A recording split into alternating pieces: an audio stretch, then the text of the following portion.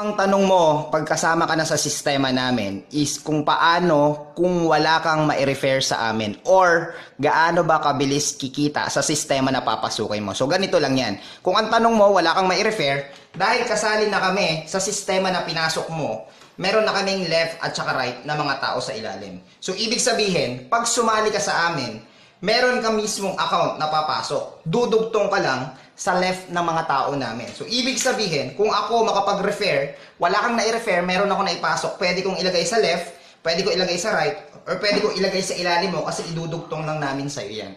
So, ibig sabihin, yung pangalawang tao, halimbawa, meron din na pasali, meron ding left at saka right, may tao na siya sa right, pwede din siya maglagay sa left, pwede lang din niyang ilagay sa ilalim mo ulit yun.